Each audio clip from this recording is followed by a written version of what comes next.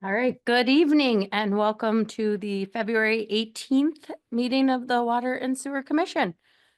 Does anyone have any public comment? No? And all right, are there any additions, deletions, or modifications to the agenda as we know it? Josh? Nope. No? Okay. All right, so we will move right into the approval of the minutes. So it looks like we need to do the approval of the minutes from two meetings. One was on the 3rd of February and one was on the 10th of February. Do I have a motion?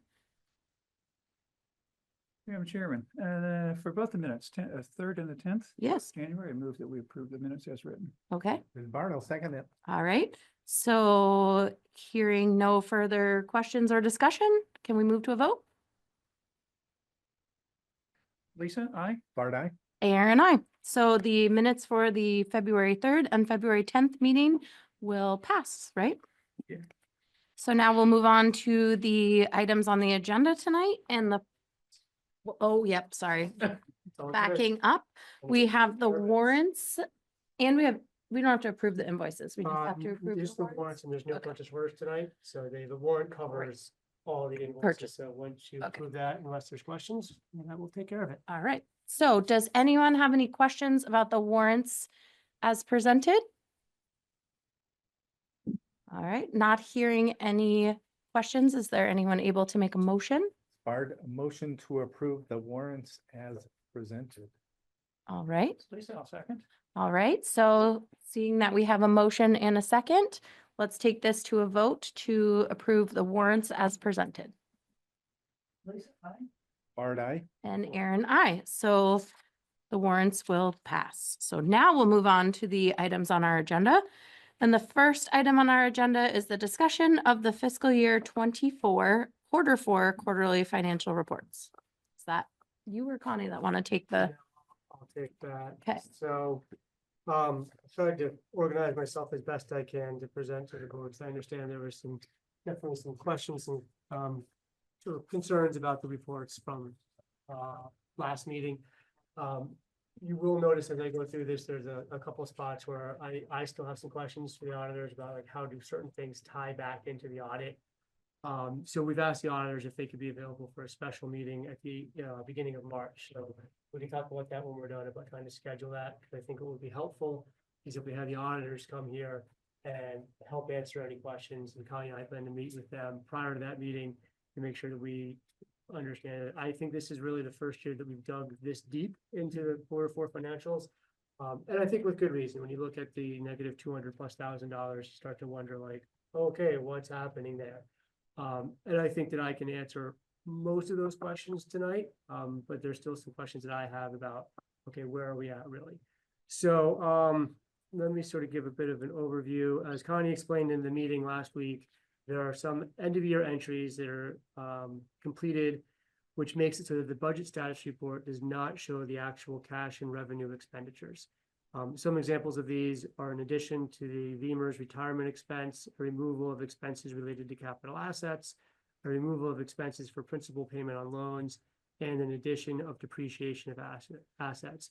All of these entries sort of either make it look like we spent more money or spent less money than we actually did.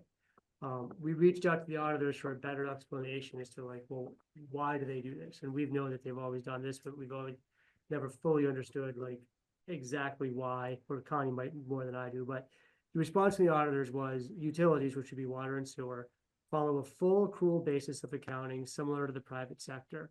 These methods are dictated by the Government Accounting Standards Board, or GASB.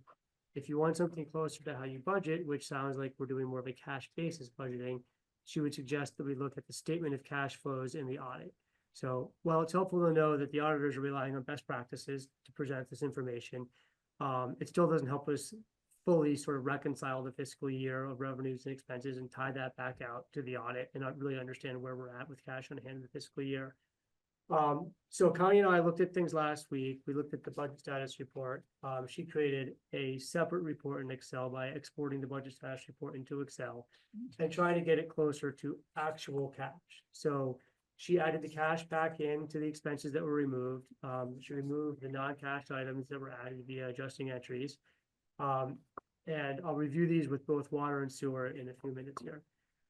We'll see that both departments did operate at a loss for the fiscal year, but there were certain projects that caused those losses, and we'll go over those as I get through this a little bit more. And I think at the end of the discussion, we'll have a little bit better handle on the FY24 finances, but there are still some things that aren't matching, which that's reported on the audit. So we still have some of those questions into the auditors. We're going to work with them to get a better explanation and then follow up with the commission to try to better explain everything in a couple of weeks. So I'll move on to share my screen and walk through some of these reports that were included. A second to move some stuff around here. Okay, The old one, Josh. I'm sorry. That's the old budget status. You had me Yep. send you new ones? These are the ones that we based everything off of at the last meeting, and then you had the updated Excel sheet, right? No, you asked me to send you clean budget status reports without notes at the bottom because that's the last meeting. The feedback was that was really confusing. So I'm sorry I didn't include that. These are sort of a starting point and a reference point. So we'll go from there. None of the numbers changed, right? Correct. Okay, so please ignore some of these comments on the side. I'm going to kind of explain a couple things, then I'll go to Connie's Excel sheet to try to talk through the way she did this. So we're looking right now at the water fund budget status report for Q4. So this includes everything for all 12 months in FY24, which ran from July 1st, 2023 to June 30th, 2024. So the first thing I want to look at is in the VEMR's line here, which is the retirement. The auditors adjusted and added in $15,000 to this line. So this line was actually closer to $4,000. But after the adjustments, it looks like we spent $19,000 in VEMR's. The next adjustments come down here in the water, capital, and debt, which I know Connie explained. All these zeros here are primarily associated back with loans that if you look throughout the year, you'll see numbers in there as we pay them. But the adjusting entries at the end of the year, take those out and make it look like we didn't have that actual cash expense. The budget status report also includes $107,000 here, which is asset depreciation. So it's important to know how much your assets have depreciated, but that's not an actual cash outlay. So that kind of gives us a bit of a hard time understanding, well, where did the water fund actually end up? So then we can look at what Connie did was take a look at budget status reports. We have the budget and the actual. The highlighted lines are the lines that she made adjustments in. So in VEMR's, we took out the $15,000 that was added in that's not a real cash expense and left that at $42.27, which is the actual cash expense from VEMR's. In the capital and debt lot area, we added all the loan payments back in. So you'll see the 26, 25, 37,000. Those are all the principal payments that we actually paid, added those back in. We added in $25,000 to this line, the water capital reserve. We had actually spent $29,000 out of that reserve line, but the auditors moved $25,000 of that to assets because something we bought there was an asset, and those adjusting entries removed that from the budget status. We added that back in because that was money we actually spent. And we took out the $107,000 in depreciation because that was money that we didn't actually spend. So after those expenses, after those adjustments, we come out that the water side of the system actually operated at about $26,000 in the red at the end of the year. A couple reasons for that is we did have the water line inventory expense of $43,300. We've since gotten reimbursed for some of that, but that's something that we knew we had to spend on, and the revenue on that is not yet coming in FY24, or the reimbursement, I should say. Another thing that I know we don't like the way this is really labeled here, but it sort of is the way it is for the end of fiscal year 24, unbudgeted meter installation. What that is half of the cost of the meters, of the water meters. So that really isn't the install. Steve and the crew are doing the install. This is the actual cost of the meters.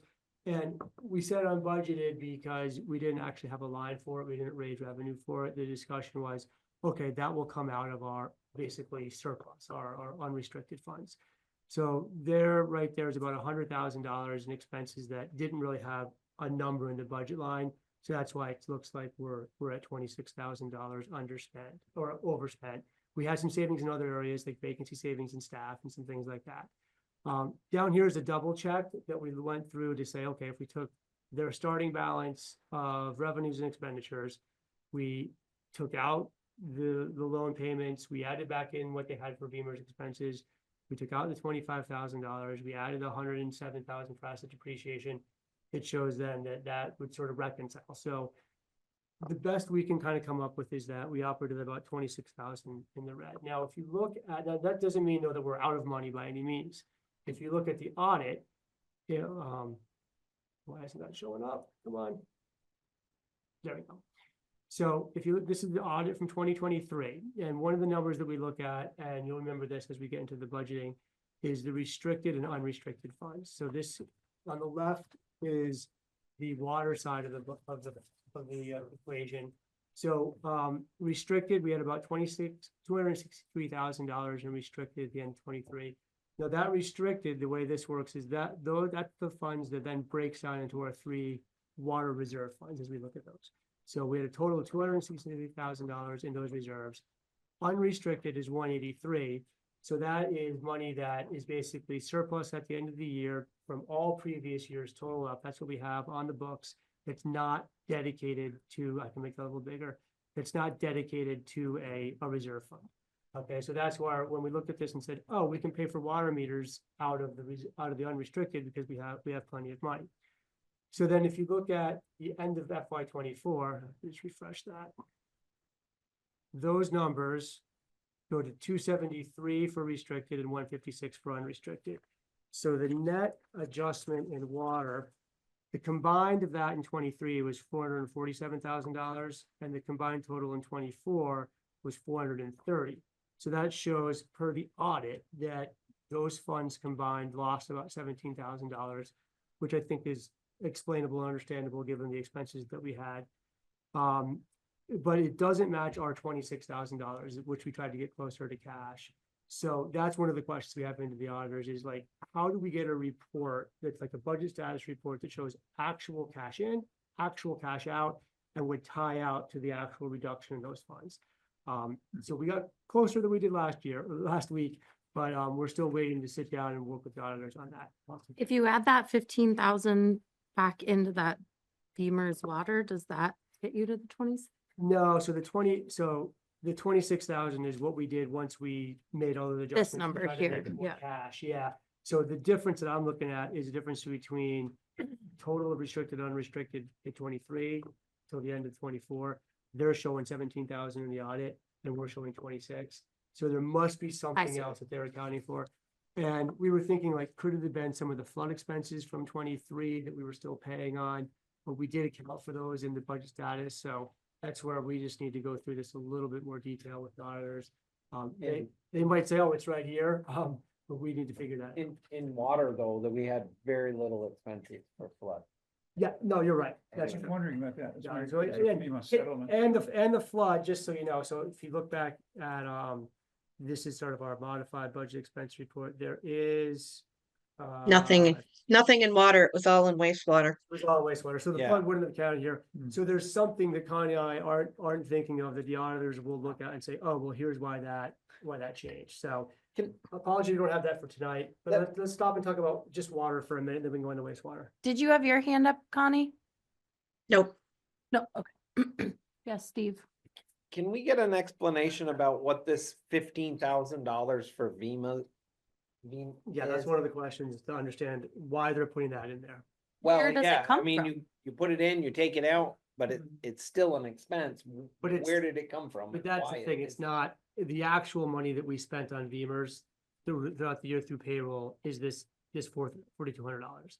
So Connie, I can't really understand or explain, it's some sort of a accrual system with the Beamers retirement system that I'm gonna admit, I don't know how to explain it. Connie, do you know how to I explain? mean, are we liable for So- the 50? So it is completely different than our general fund, and it's because this falls into the classification as a proprietorship or enterprise, is what they use most often. And the water department is full accrual, whereas the general fund is modified accrual. It has to do with your net in and your net out and where the pension goes. It's not money that we actually spent. It has to do with the inflows and outflows that come off of a report generated by VEMR's. I think we also need to get a. So I'm little bit saying, better I'm saying this explanation. nicely, but like, is it imaginary money? Like depreciation is them? Like, I'm not saying that to be mean, but like, is it a physical $15,000 that moves from like town account to town account? Or is it like depreciation money that's sort of like just I don't know what you would call it, Accounting. like an accounting principle? Yes, thank you. It again, it comes directly from VEMR's. I'm guessing it's related to what pension is being what we're putting into VEMR's and what past employees that are retired now are pulling out of VEMR's. I want a better explanation of that though, to better understand it, but it certainly isn't anything that we physically spent money on this year. That $4,227 is what was spent as an And that's- expense. That's like the contribution out of like staff paychecks, the That's- 42. That's the contribution. of the Correct. town. Pounds. So Okay. think of it Half is- along the terms of just as we're doing, and the assets are another thing that we don't do in the general fund, but we do in the enterprise fund. It's very similar to that of the assets where the assets are depreciated and that lowers our unassigned funds for the water department. VEMR's is basically the same idea, I think we but need to get better explanation. we need a of that. better explanation. Yeah. Yeah, The depreciation, I don't think factors into the cash on hand. Right. right. It That's, factors into, I think it factors into our net position, and going back to when I first started with Kendall, I know he always was concerned because we would include the net position, I think, in the town report, and always looked like there was like $3 million in wastewater. He's like, we don't have $3 million. Like, this is the cash we have. So I think that is another thing that's hard, is people look at that and they're like, well, net position, you got 3 million. No, that's sort of the total value of all the assets, not cash on hand. and that's where I am confused because I thought that this was like physical, like in and out sort of Exactly. money. So that's where like, I'm not challenging you at all, Connie. I just am like trying to understand it because I thought it was like, we moved this physical money, not like, it sort of feels. Yeah. It's more the value that VEMR's is telling us has changed during the year. Okay, Bart? So I think we're getting closer to Mhm. understanding. I accept whatever the auditors say they need, and it goes and does its thing, including depreciation and all that. And I feel like we're closer at explaining how that's different, and then having an explanation for the commission that says revenue and expenses for the year, and you're able to cover them. Your expenses are covered by your revenues, and as necessary, your reserves or unassigned funds. And you're right, I think this sort of blew up last time because the 200,000 plus negative is a like red light flashing. That's a lot of negative. Yep. And so Connie, I appreciate your patience or calmness in this, because they are different approaches. And I think another part of the conversation with the auditors is, given the role of the commission, it wants to know, how are we doing with our current position? Are our rates adequate enough? Are we spending too fast? Are we charging too much? We want to be able to see what's going on in real time over the course of the year, which is more cash. I think one of the things was that, the unbudgeted meter install, we should have included that as a budget line. Well, if we did though, that would then increase the amount of revenue that we had to raise, and we weren't gonna raise revenue for it. So we knew, so like, operating at a loss in water is not shocking or bad. Like, we sort of planned for that, right? You know, we knew we were gonna spend money out of unassigned funds, and if everything came in exactly on budget, revenues and expenses, we would have been $48,000 over, plus the additional, what did we spend out of the reserve? The water meter inventory, which will be reimbursed. But if that wasn't reimbursed in the same fiscal year, we'd be $90,000 overspent, but we'd know why. Right. And we would have planned for that. Well, and I think we were all bad. good with that last that- week, but we So just, look bad, anybody just coming in looking. It would, if you just looked at the net loss, people might say, why is there $100,000 loss in Right. water for the year? Right. But we would know, like, we planned for that. And we were using our reserves and our cash on hand to pay for things, so we weren't raising rates. Mm. It does take a little more explanation for it, but unfortunately, I haven't found a way to really simplify it more. We're working on it, It's- and maybe yeah. there's a way to better do it. I guess that's Art? the point. we're all Can we see the row that says unbudgeted water meter? Right there. install. Fine.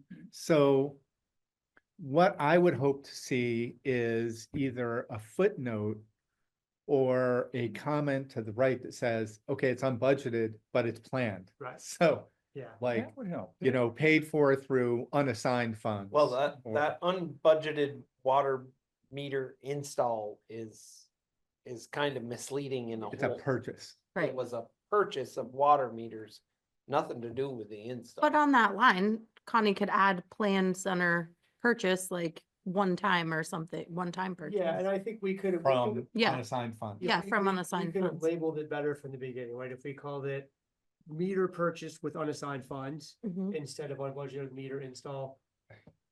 As an That, example. that alone, Yeah. like to your point, that alone would have shown like, okay, it's Mhm. different, because yeah, you read unbudgeted Mm. and your alarm bell goes off and goes, wait, what happened? But we talked multiple times about it, but to the uneducated who's just looking at this once a year, they're gonna say, oh, is there something wrong? So And I what we feel should have, comfortable. what Go we ahead, should have Connie. actually done was in the revenue, we should have done like we did the year before. Put a line coming in that said unassigned funds, and then they would have canceled each other out.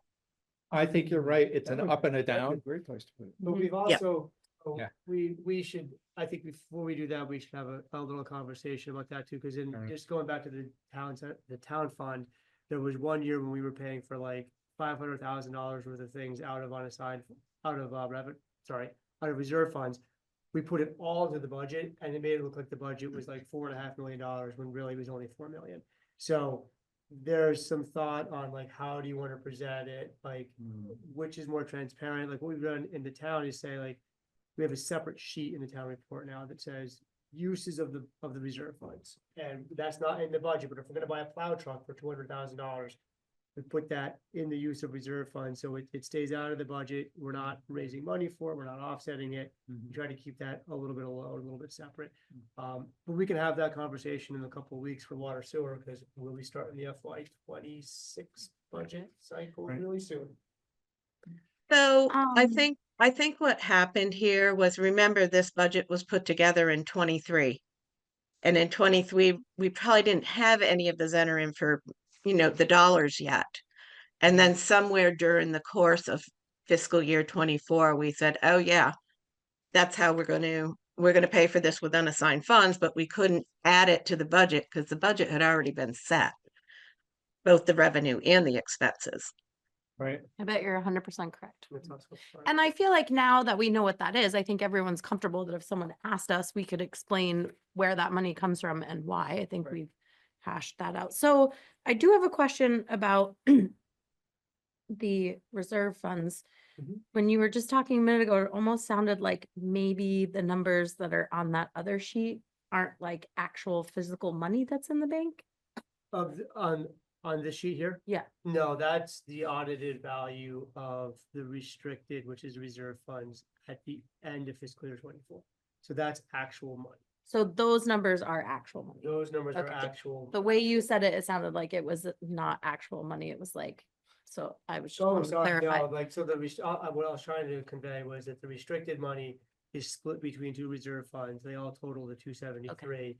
And the unrestricted is money that we have that's not assigned to a specific fund. So that's sort of the built up surplus over the years. Okay. In the water. So that's actual cash that we have on hand at the end of the fiscal year. Okay, that's what I thought that it was. No, And then you made a comment with So- Kendall's name and I was like, oh my God, maybe I Oh, don't no, understand this. So what I meant with that Okay. was, there's another page that shows the net position. Oh, okay. And in the net position, that factors in the total value of all the assets. And I pulled 3 million out of the air, but it was like a few $1,000,000. Okay. And Kendall's concern was that people used to read that in the town report and say, well, you guys have plenty of money. Physical. And he says, no, that's the value of the whole press, the whole everything. Okay, Like the cash on hand is less. So we started to publish this page in the town report right when I got here. Cause I said, well, let's just publish the correct page to show people how much money is actually on hand. Whether people can really read this, I don't know, because it's hard to kind of go through and really decipher it all. Mm. But that's where in the meetings, we try to talk through in the budget to say, this is the actual cash we have on hand. This is what we can use to pay for things that we don't need much money for. To try to get a better handle on it. okay. So does anyone else have any questions about the water part? Should we move to the sewer part? You ready? Yeah. Okay. So. Wastewater. Okay, so a very similar story, just with bigger numbers in wastewater. So we'll start with the VEMR's here. So that shows at $45,000 on the report. The auditors added 35,000 to that, and as we know, we have some more questions on that. Yes, I know. We're not. I don't want to talk anymore about it tonight because none of us know. So the right answer. So, but we will get that answer. There's another line in wastewater treatment facility repair that I just noted. 21,782. Thank you for changing the flood numbers, by the way, Connie. I'm less confused now. So we had wastewater. The facility. Wasn't repair- there a $5,000 capital one somewhere? I'm working on that. Sorry, I didn't have this Okay. bookmarked quick. Yeah, the wastewater facility repair. So that was budgeted 12,000. It was up at 27,000. But the auditors remove, that should actually be higher. They moved $5,200 out of this line because they determined that something we purchased in that line was an asset. So they had to move that to the assets. What was that? I don't know exactly what it was. I'd have to dig into that more, but like they look at these things and there's certain things that they say, oh, that's a depreciable asset. We've got to account for it separately. So then the big numbers really come into wastewater capital and debt. Again, all the loan payments are moved out. So you see the zeros. The budget status report removed $159,000 from this line. I think that was the press. That was the repairs to the press. They moved that to assets, leaving only 142. And the budget status report also includes $140,000 in depreciation. So similar to water, Connie created a sheet that shows the true actual cash expenses of VEMR's. Shows the true wastewater facility repair of 32,000. Added the loans back in, and then added I think it was the 159 was the press repair that we had, added that back in. So this number actually gets worse. On the budget status report, we were at negative 240, but because we had to add back in that 150 primarily, this now ends up at negative 297. And we did the same checks down here to make sure that we were kind of keeping ourselves straight. So I'm going to talk about some reasons why we're at negative 297. So again, we had the $48,000 that was split for unbudgeted meter install, or the meter install that we didn't raise additional funds for. Then this $301,000 down here, these are items that I'm sure you'll all recall. $159,000 for the repair of the press. We had the emergency repair. $123,000 spent so far on the 20-year study, and that will be reimbursed and will be, I think that one's at 100% reimbursement for some of that. So we'll be getting, or if it's not 100, I forget the exact No. subsidy. It's subsidized. We have to pay like 20% of that back, but we'll get a large amount of that back, and then we'll have a loan to pay that back. We had $12,000 for grit cleaning and $6,500 for digester cleaning that we were getting to. So that adds up to $301,000. That all essentially came out of the wastewater capital reserve. And the way this is set up, they put the reserves right in here, and we had budgeted to kind of raise $10,000 to go into that reserve, but we spent a lot of that money on those large projects. So there again, we sort of expected that these things would happen. If you look at the audit excerpt from 23, we were at 756 for restricted and 366 for unrestricted. So that was a total of $1.1 million. And if you look at 24, you can see our restricted went down quite a bit. So from 756, it dropped down to 474. So a lot of that is that $300,000 that we just looked at. The unrestricted went from 366 to 311, so our total here at the end is about $786,000. So there again, the audit showing $336,000 net change of the combined balance. We were able to, in our other spreadsheet, account for 297,000 of that. And that's again, one of the questions to the auditors, like, where did that other $40,000 sort of show up? What do we spend money on that we're not accounting for on the other side? Or was there revenue that we're not accounting for? That is one thing that Connie and I did. And again, I don't want to go too far down this road, but we were talking about this a little bit today, that one of the factors could be the way we account for revenue. So if you think about the end of FY '24, your last billing cycle is water used as of June 30th. You get your bill in early July, you have 3 months to pay that bill. We're wrapping up the audit by the end of August. We're finalizing numbers. So anybody that pays in September, we're not really realizing that revenue back in '24. There's future adjustments that then get made in future audits. So Con and I were thinking that that might be one of the things that's causing a bit of a discrepancy. Again, it's a theory. We're going to talk to the auditors to make sure, but the way that crosses fiscal years and crosses when we finalize the audit, because if revenue comes in July and August, we're able to say, okay, we can book that back to '24, but we kind of close the books as the auditors arrive on September 1st.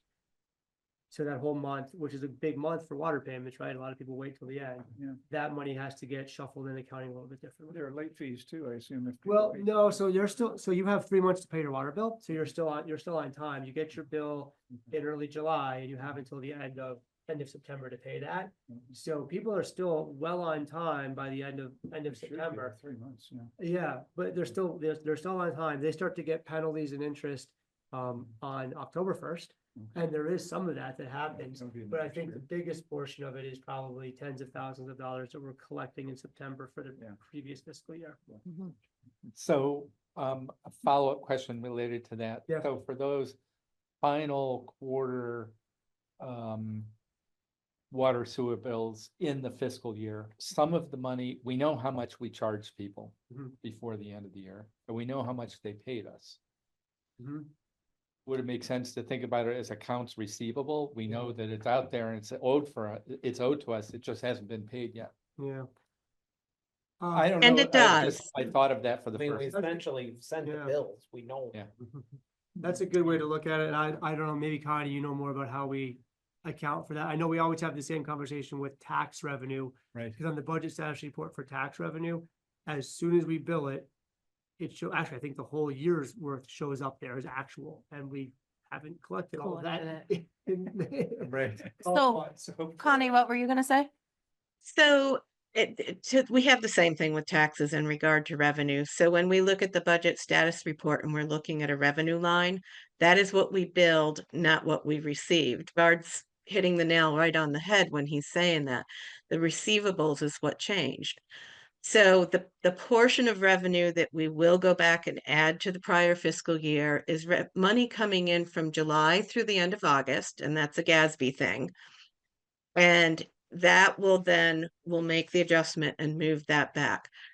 The bills that we do July 10th and mail out that aren't due till June 30th, they're going to live in fiscal year 25.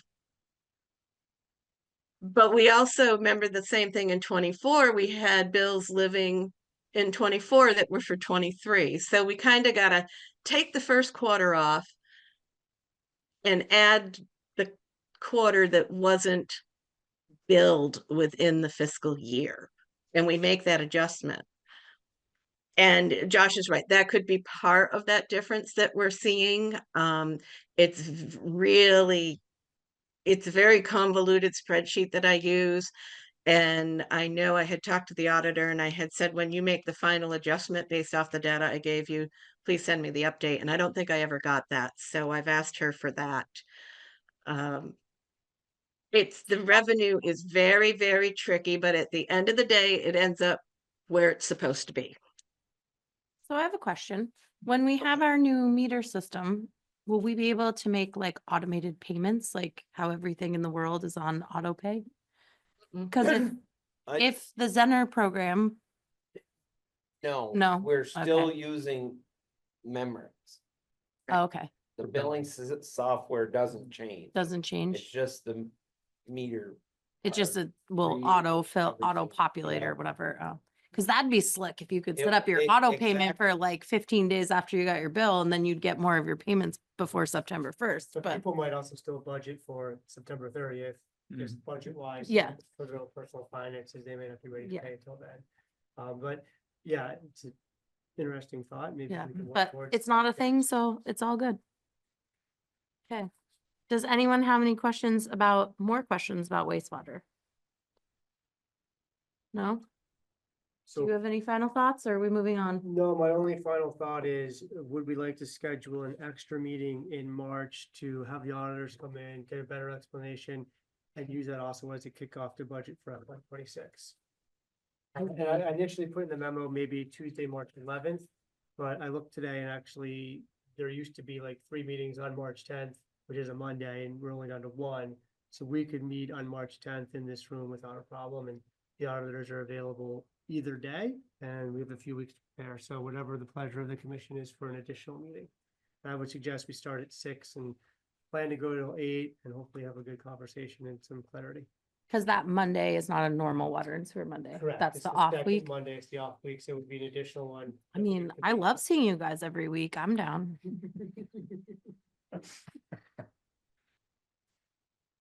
Does March that, 10th. March 10th, does that, Works for Morgan. On Monday. And actually, I guess you'll probably be off the commission at that point, right?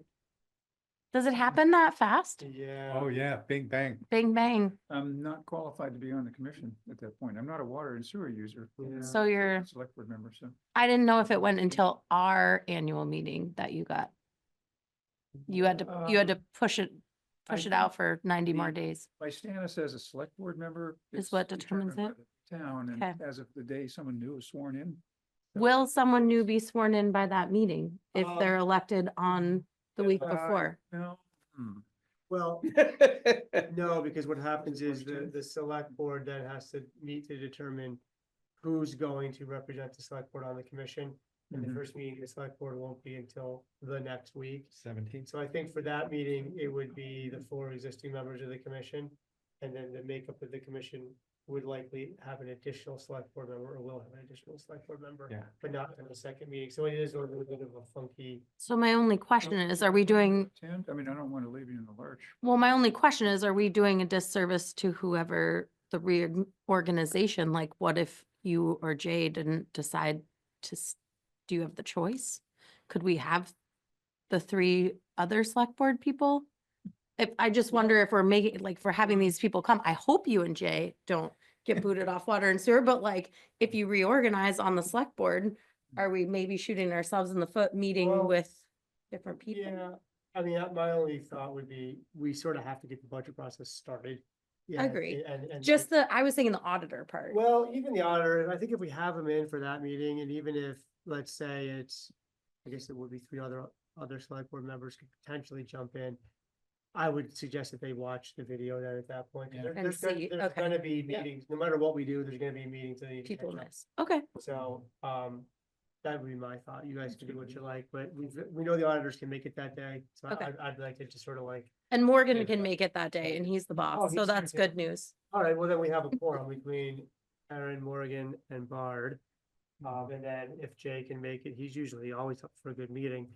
And then we'll have 4. That's what he said.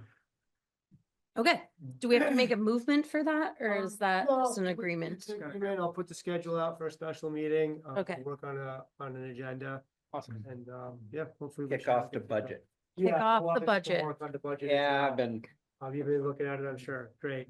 So, perfect. All right, well, thank you all.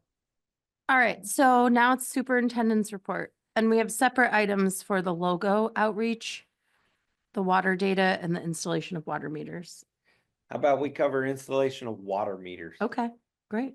The guys are really kicking butt. Good. We anticipate being, if not really close to 100% by the end of March. We've got a couple that we know we can't install because they're in crawl spaces insulated for winter and the people didn't want us, and we were fine with that. But, we're in the we were in 250, they did 5 today. I think we're pretty close to 260. And we have 330 roughly total. And we have a lot of them scheduled for the next couple of weeks. They're really kicking the meters. The system will be pretty much done on our end. We've got some large meters that we're having to hire plumbers to do because they're bigger. The meter length changes and it's more complicated plumbing than I want to get into with the guys. So we are having to hire a few of those. It looks like I got my second estimate today for the one at Richmond Terrace. Basically, what I do is ask the facility who their plumber is. I bring their plumber in, give me an estimate on putting in this meter in here. It was roughly for Richmond Terrace, it was roughly $593. It's about 2 hours work, some parts. They have to actually lengthen the new meter is longer by 2.5 inches. So they have to cut down a part, resolder the pipes back together. We had another one on 151 Main, had their plumber come in. Their plumber gave us the estimate of $575. Basically, it's the same process. They have to cut the pipe, put in a longer meter. So I felt with those two estimates that, we're looking at that. We know that Camel's Hump Middle School, I haven't been playing tag with the plumber for them, but Camel's Hump, we're gonna have to also lengthen the lay for the meter. And we're trying to coordinate that for when the school is on break. So probably that one would be spring break. April. Yeah. We looked out in Richmond Elementary. Their meter is exactly the same as the meter we're installing, so we've scheduled for March 3rd. The guys are just gonna go in, unbolt the old one, bolt in the new one, and we should be up and running there. So we are really, the guys have really buckled down and come, it was cold today and they were outside, putting on the readers on the outside of buildings and stuff. So, they've been doing a really good job. Nice. Steve, do you have an inventory of spare meters? A few? In case. We ordered just exactly what we needed. Right now, I feel we went off of what we had on at that time for pipe size and meter installation. We have found that we've had some 1-inch meters that weren't accounted for when we first ordered. I might be short a few of those. We actually are down to our last one. Noah assured me, the salesman for Zenner, that we can he had a case the other day in the back of his truck. He's like, I can get them anytime you want them. But I told him we're gonna hold off until I actually install the last one before we decide, because I have a couple of more that I think are 1-inch. They were restaurants and stuff that we didn't anticipate. The paperwork we had said they were 3/4, but when the guys went to install them, they were 1-inch. So I'll be interested to see like usage, if we think they're tracking more accurately once they're in. I've had a couple of customers that we've printed off stuff. One of them was like the supermarket. They were a little complaining that their bill was a little higher. So I printed off a couple of days, took them in and it shows every hour on the graph. Mhm. Took them in and they're like, well, we close at 9. How come there's water usage? And I'm like, You're mopping the floor, you're cleaning your equipment, well, like, hold on. They hired a new cleaning system to come in at 9 when they close, and they've been consuming more water. there you go. So and we've been working with customers as we notice their consumption. Right now I'm working with one in particular that is the largest consumer of water by far in the town. And we have no idea why. It's 1,500 gallons a day, which is a considerable amount. They found one leaky toilet. They were gonna change that, but, there's a considerable amount of water being used at this one place, and I'm working with them. I went in and I'm like, look, there's something here. How come you're consuming so much? Yeah. And so Hmm. it wasn't a leak like, Like ours. Will you just check the chat and make sure that was Oh, more? that's still working. And then, okay, so let's go. Do you have anything else you need to tell us or general, or can we go to the water data?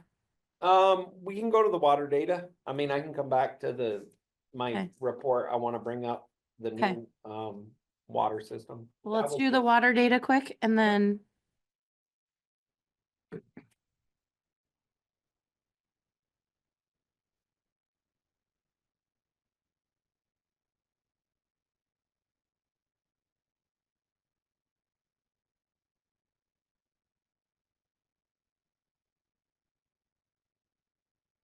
So, I'll kind of roll this. If you see on the 15th there of last month, or was it? No, This is. yeah, it for was For January. January. So on the 15th, we installed the new mission system that we had approved for the water system, which is basically a SCADA system for the water system, which is cellular based. I have it on my phone. Both of the other guys have it on their phones. And now I can tell you exactly what's going on at the water house any time of the day. I wake up in the middle of the night, I can go to my phone, I can tell you if the pumps are pumping, what the tank level is. They still need to come back and install a couple of more. Originally, their quote was for installing to tell me if the mixers are both on and what their amperage draw is. So we will be able to know that. Eventually, we will be able to do pH. That'll be on there.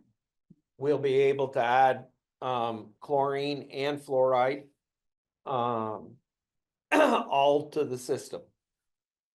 So on the 15th, we installed the system, and now we're kind of letting the water system operate differently. What and all of this data is being collected through the mission. So we know what our pump time is, what our run time for the pumps are, how long it takes exactly for when the pump kicks on to fill the tank. And what we're finding through collecting all this data is we can probably set the system up to pump in off-peak hours, saving us power. Well, not saving us power, but saving us money. Well, yeah. Mhm. So the reason that makes it a little more difficult, and some of our numbers are off, is because we now can only adjust our chlorine and our fluoride pumps on days that the pumps are pumping during work hours. So any day that it's off and we'll, before then, we always turned the pump on every day and let it fill. Now we are letting it go to, draw down to 21.5 feet. Boom, the pump kicks on and then it shuts off when it gets to 24 feet. That's basically a 24-hour period of pumping without shutting off. We think we could cut that from like 22 feet so that it would come on and maybe shut off at 24 again. And then that would shorten the time, put it in a 12-hour increment, and we'd be able to do it in off-peak hours. So that being said, some of our numbers are a little harder to adjust because what we are testing is the actual water in the system at the time we test. I can tell you that our fluoride numbers are rock solid. That is the easiest thing to change. We've been able to adjust our pump. We've been able to set it. The chlorine, we are still having issues. I am not 100% happy with our supplier of chlorine. That it is supposed to be at a 15% concentration. We have tested it with a hydrometer. It tests anywhere from 15 to 30.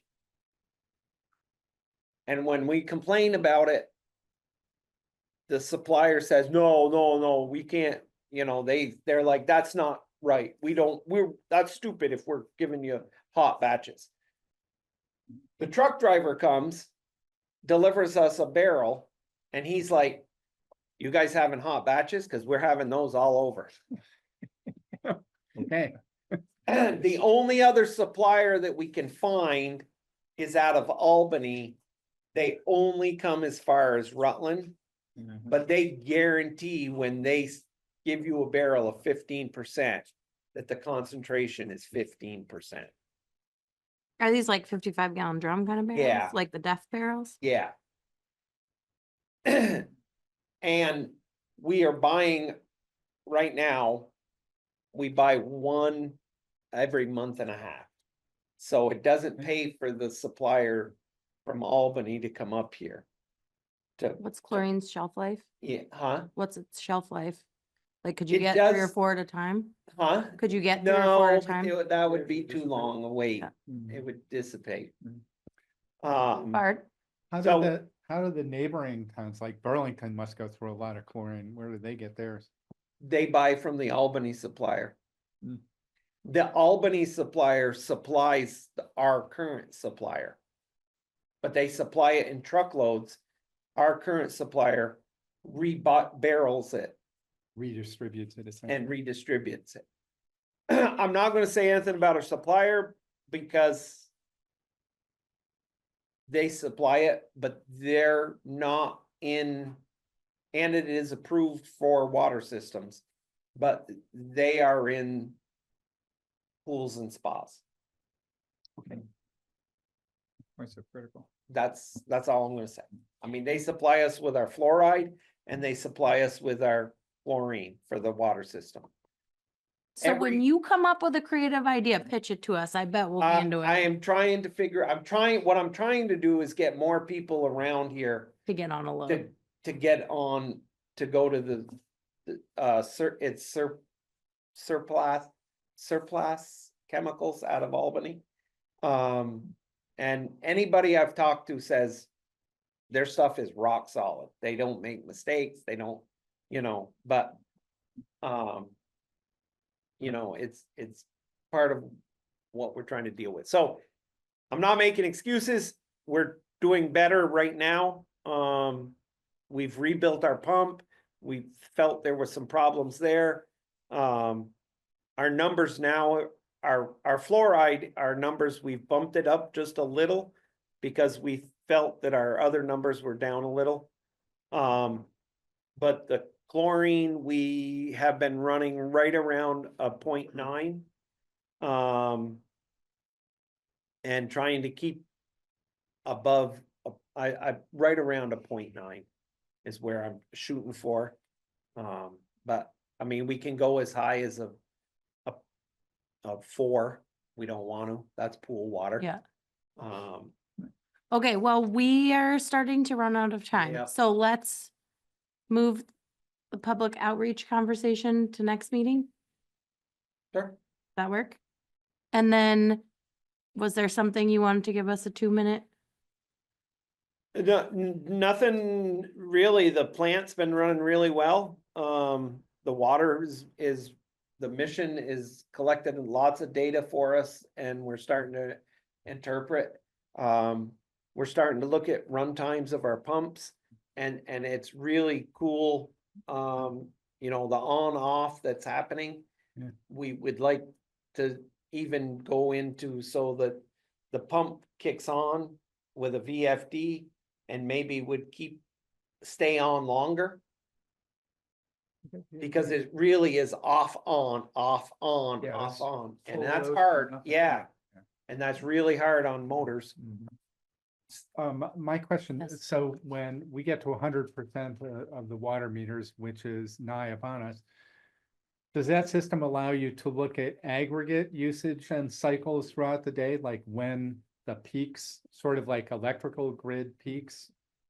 All the people together, when are they the highs and the lows of actual water use? We can do highs and lows for everything, every hour. Since the meter was going in, I can tell when people come home at night and start taking showers and getting, I Cooking mean, and- I have had people It's almost Yeah. too much and I'm like, look, this is your daily use. This is a 24-hour period by hour. And I can say, look, you come home on a regular day, say 3:30, and your water peakage goes right up. And I said, and then about 7 o'clock, you must give your kids baths because your water peakage or showers, Mhm. the water peakage goes up. And they're like, gosh, that's right. You could get a Well- sample of their waste, you can see what soap they're using. Yeah. My question was not the individual, but truly the aggregate, all of the customers all together, what is the aggregate use Yeah. look like? Right. Yeah. Each hour of the day? Yep. Yeah, we can start to put stuff together. And for your question about the portals, there is a one-time fee that we have to pay and then it's $1.50. It's $1.50. I haven't sent you that yet. Yeah. I just got that information. And basically, as soon as I tell them, they're gonna set it up and those will be ready. So every individual customer Nice. will be able to go on, they'll be able to look at their water use, set consumption heights and lows. If they're out of town, you know, they can just go right on and look at it. I've had one customer, If we can wrap it up. Yeah, we gotta wrap up. I had one customer that we installed it to. She's been trying to go on to her thing since we put it in. Okay, so anybody have a rapid fire for next meeting? No? Good. You'll update us on those other things. We're gonna move the department logo. All right, Well, I so, thought the logo, we were just gonna, just the public outreach. Yeah. So we'll talk about that next. All right, so do I have a movement to adjourn? So, really, I'll Lisa, second. Okay, calling for a vote to adjourn the meeting? Lisa, aye? Part Aaron, I. Morgan, I. All right, perfect. Thank you.